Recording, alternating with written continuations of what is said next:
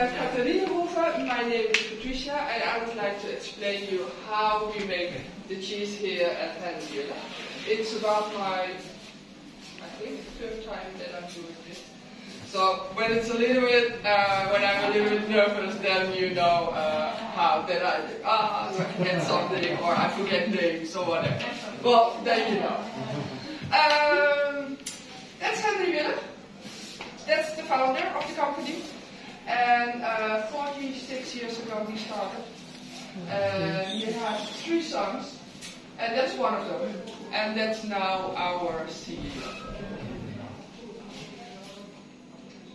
In the morning, we pour the milk into this barrel. We say milk barrel? And we heat it up till 29 degrees. And the 29 degrees, that's a really important temperature for this rennet. We have a vegetarian rennet, only not in the farmer's cheese. That's the natural rennet. What's the rennet doing? It makes the milk look like pudding, yeah. And together with the rennet, we put in this microbiological zuursel, and I forgot the name.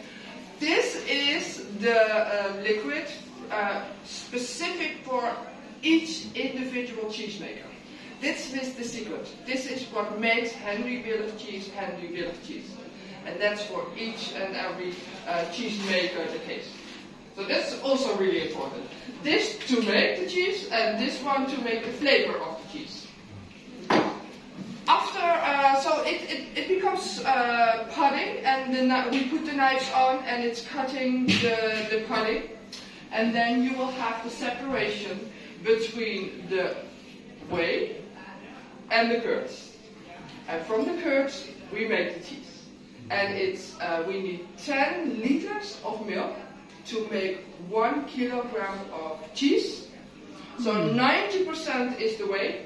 And in the early days we gave it to the animals to drink it. And now we discovered that there's a lot of protein inside.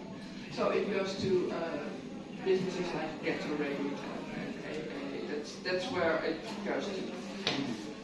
And from the curds we make the cheese. When it's cut, we put it in these forms. And then it goes under the press for about 2.5 hours. Together with the curds, we put a mark on it, and that mark is for the government, that they can see all the information is on that mark. So each and every cheese is trackable, can I say it like that? Yeah, that's the ID of each cheese individual. So after 2.5 hours under the press, it comes out like this. Oh, sorry. It goes into the saltwater bath for 24 hours. And it's 20% salt and 80% water.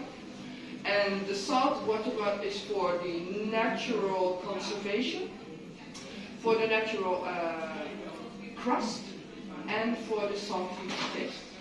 After 24 hours, we put it on the shelf, and then it's going to get mature. What's an age? Yeah, it's going to age. And for a month-old cheese, that's our young cheese. 4 months, more or less, is a middle-aged, and a year or older is the old cheese. When it comes out the bath, we put a plastic coat around it to conserve it. Let's have a look. That's also cheese. But that's our smoked cheese. And it really looks like a sausage, but it isn't. And it's really something special. So if you have a chance, give it a try on the right side of the shop. The smoked cheese. And we have 4 flavors. 3 from the cow and added flavors, and 1 from goat. It is something special, and I've discovered that our guests from outside Holland seem to love it. Here in the Netherlands, it's more like, what, we don't know so much, it's strange, so I don't know if I like it. You know, but yeah, for all our tourists, they love it, so it's worth a try. And then for, in every household in Holland, you have this one, the cheese slicer, to cover the sandwich. And I think almost every household has this grater.